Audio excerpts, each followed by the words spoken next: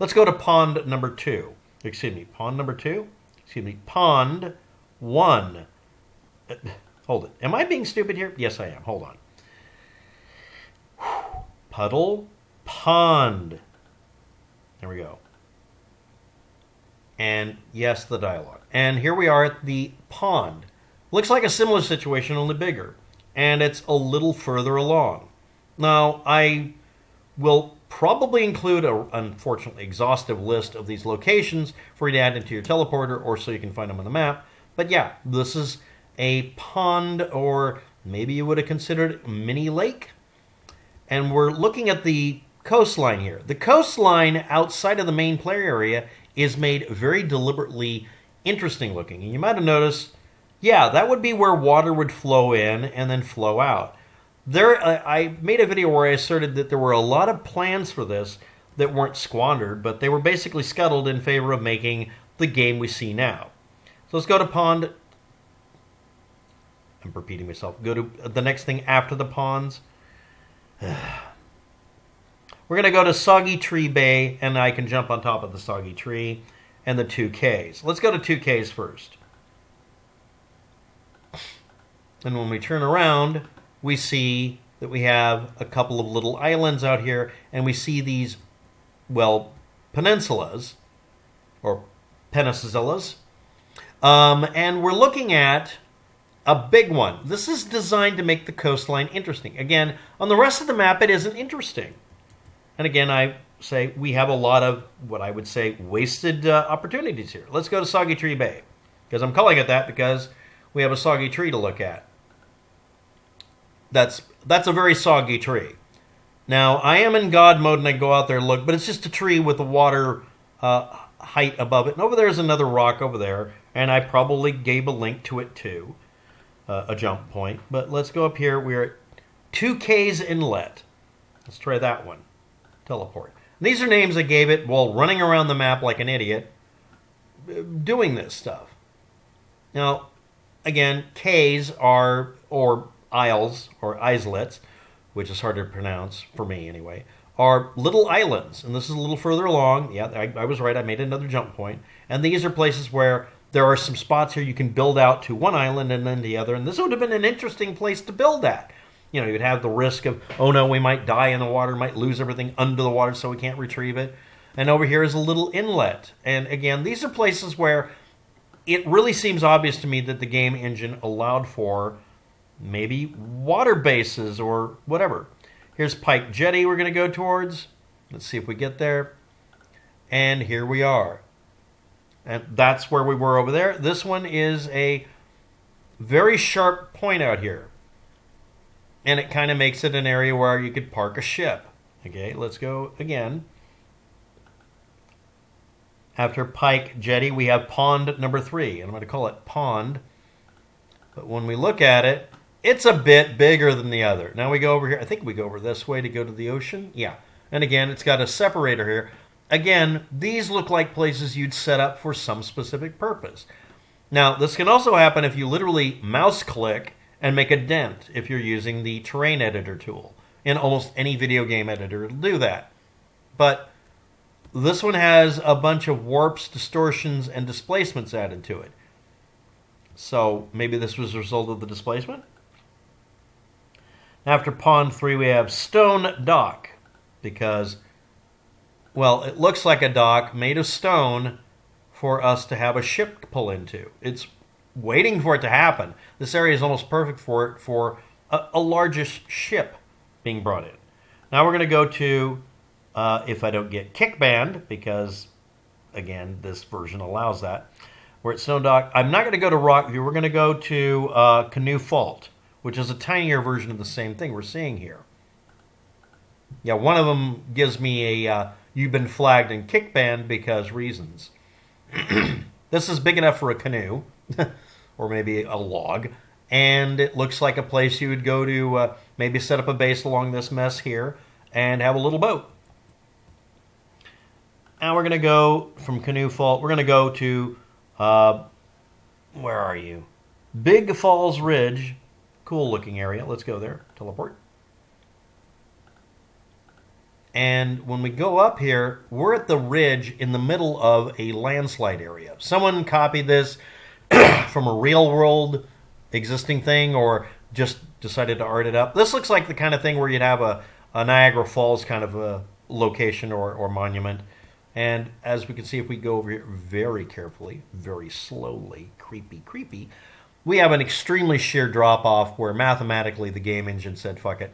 And there's a beach down there, and it's actually kind of interesting too, but I haven't explored it thoroughly. All you're watching here and all these edits are me manually going around the map for an entire day, by the way. We have peninsulas, like this one, creating a default bay. And we're going to go, yes, computer. And we're going to go to Peninsula 2, which is just a little further along here. And some of you might be recognizing it from a previous video. I had where I put up a title, Welcome to Spawn Beach. I found it again. Here's Two River Bay. I'm going to teleport to that. That's a little further along. Boom. We go in here. Go running along here. Again, even though I'm in admin mode, which comes with God mode enabled because I wrote the script for it, this version of Fougerite overrides that. Again, I'm angry about that. I'm going to keep talking about it. But you can see here, this looks like almost like a river inlet or maybe a little place where you'd park a boat. We're going to go over here to the second, I'm going to call it a river or stream. Keep going. This is going to take a few seconds. Sorry about the timing. Go over this way and and we see one that is, this is a classic thing you do to merge a water feature like going through a river into the sea to a river. This is exactly what I would do because I would create a tilted mesh that would have river water flowing this way along the surface and it's gone. And at that point, I would make it to where this was like a artesian well or a tunnel or something as an excuse, or maybe continue it over across the valley towards those mountains. That's how you do it. You create a pinch point looking for a vertice, and you keep tilting it down until you get a triangle like that, because then you can mesh it really easy, because this ocean texture that I'm not showing would blend underneath the water texture you'd bring down to like here, and it would look seamless as hell. And only a person who was really picky would notice that it wasn't perfect. And yeah, I'm going to reproduce the thumbnail I did when I played the game originally and had this going on. I'm just going to keep running over here. I'm sure I have a teleport warp button setting for going on top of this rock, but let's just do it the long, boring way. You're going to be bored. Sorry. This video is boring. Don't watch it. But there's the thumbnail I made for Welcome to Spawn Beach. It was a vague reference to Welcome to Shell Beach, the postcard from a movie called it doesn't matter. So anyway, I mean, some of you know, some of you don't know.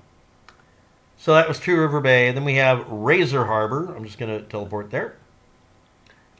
This one looks like a place where you'd park a pirate ship for many reasons. But yeah, this is an inlet, and it has razor sharp rocks on one edge, which would dash rocks upon the edges. It should be noted that in the end, we're not that far away from that other place. Obviously, we were looking at it. Basically, we were up there. If you were to make the water not lethal and make little ships and have pirates and stuff like that and stuff, you could have that happen in this game engine just by changing a couple of settings, which I will dig out someday. And you could make it to where, yeah, you could have storms and stuff, for instance. By the way, did you know that Rust Legacy, especially the 2013 version, contains unused content for sound effects and wind and stuff for storms and snow and all sorts of things? But yeah, welcome to Spawn Beach. So let's go one or two more places, and I think we're done. There's a bunch of these I found. There's like Burnt Point Cove. Let's see, I can teleport there without crashing it, because again, it has, even though I have it in the scripting to disable what's called truth check to make sure people aren't cheating, because it's overactive and bans people for no reason. It gets turned on by Fougerite ignoring a setting that I've explicitly set. We're now in the area where we're right near where we would play the game. This is, I'll just show you. We're just over there. We're not that far away. This is a spot where you can build at. And again, this looks like a place where you'd park a boat or have an event or I don't know. But yeah, I just thought I'd show everybody a bunch of stuff I found, and I will leave, if I can, a list of all of the locations by their, I guess, GPS for the game. They'll be X, Y, and Z. Okay, and again, position physically around the map is by X and Z, and Y is used for altitude.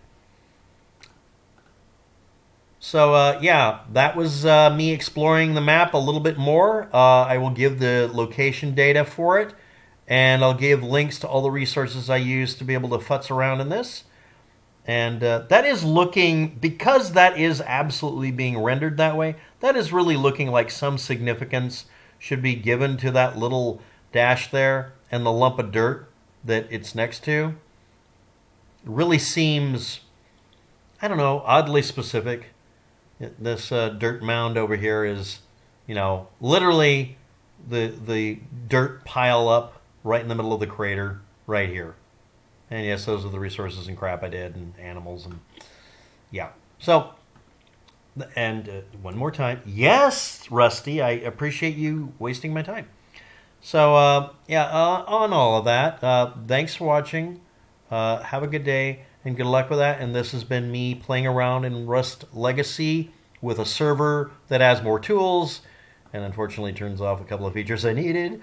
And that's the video for today.